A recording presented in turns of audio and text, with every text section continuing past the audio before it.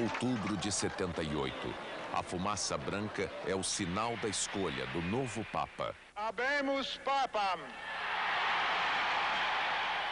Ioannis Pauli. Pela primeira vez em 4 séculos e meio, a Igreja Católica era comandada por um Papa não italiano. Karol Józef Wojtyła, um polonês de 58 anos.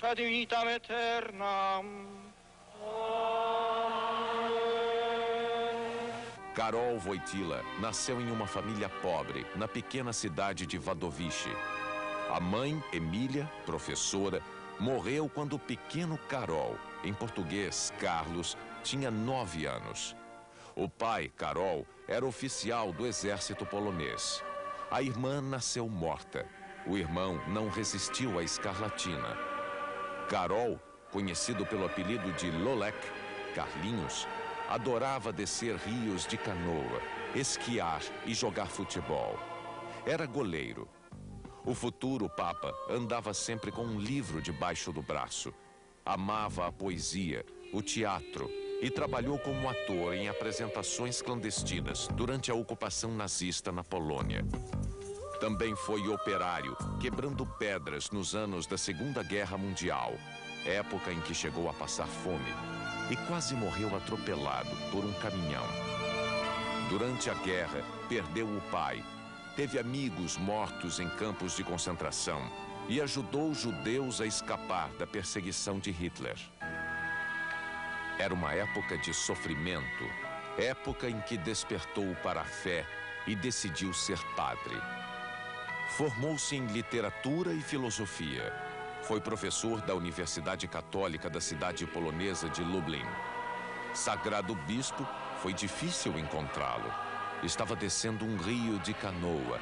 Ao receber a notícia, perguntou com bom humor se poderia continuar a viagem. Aos 44 anos, se tornou arcebispo de Cracóvia. 3 anos depois, cardeal. E no dia 16 de outubro de 1978, o Papa João Paulo II passou a comandar do Vaticano, o menor país do mundo, uma nação de 960 milhões de fiéis. O amigo e cardeal polonês Wyszynski tentou beijar-lhe os pés. O Papa da simplicidade e da humildade não deixou. Preferiu o beijo amigo. A partir daí, ele sim se curvaria em cada país, beijando o chão, na peregrinação pelo mundo, como estadista da fé.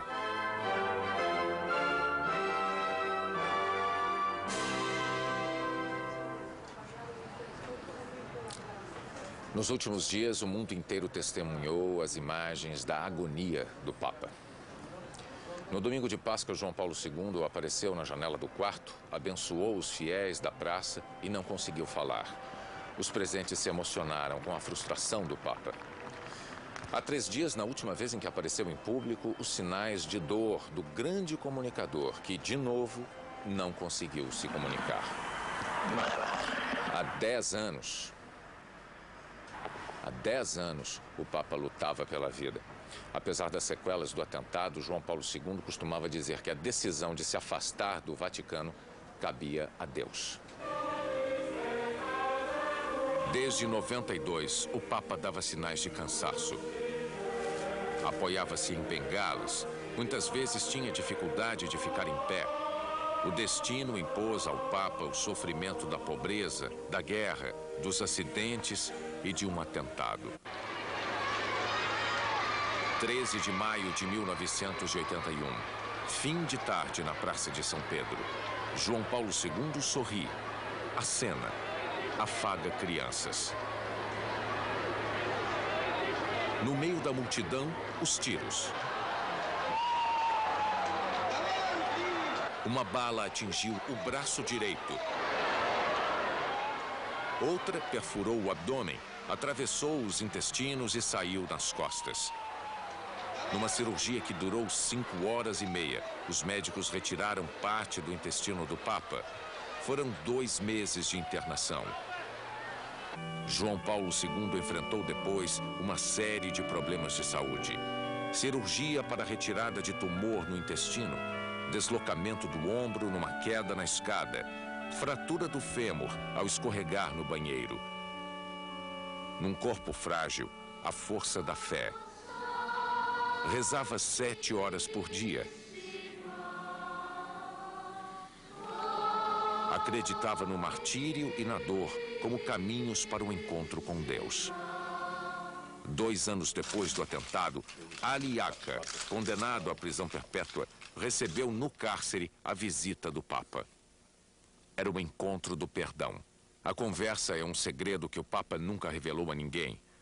E o jovem que tentou matar o Papa se pôs de joelhos. No fim, da mão ferida no atentado, Ali Yaka recebeu uma pequena medalha da Virgem Maria.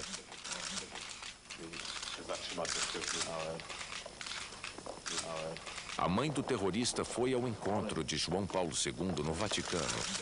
No meio de uma conversa de 7 minutos, a muçulmana turca Musli Yaka ouviu do Papa: "Já perdoei seu filho." Até o fim, João Paulo II encantou o mundo com um sorriso que parecia santificado. Amava os homens, os animais. Amava toda a criação de Deus. Durante uma mensagem da janela do Vaticano, uma visita inesperada. Ao se refazer do susto, brincou: "Deixem." Ela se sentiu em casa. No Natal de 95, na mesma janela, a fragilidade se revelou mais uma vez. Ele não conseguiu terminar a mensagem. Pediu desculpas e saiu. Benedicat vos omnipotens Deus, Pater et Filius et Spiritus Sanctus. Em 95, a imprensa internacional começou a especular sobre uma possível renúncia. O Papa respondeu: "Deixo a Deus a decisão de como e quando deverá me afastar deste serviço." Em abril de 2001, um ortopedista revelou que os tremores na mão do Papa eram sintomas do mal de Parkinson. Até então, o Vaticano tinha alegado que eram consequência do atentado de 81. Aos 81 anos, em março de 2002, o Vaticano cancelou uma série de compromissos oficiais do Papa. O líder da Igreja Católica estava com artrite no joelho direito. Segundo a Santa Sé, o Papa aceitava as recomendações médicas com relutância e já se preparava para a atividade intensa na Páscoa. Na Semana Santa, a cruz que carregava acabou lhe servindo de apoio.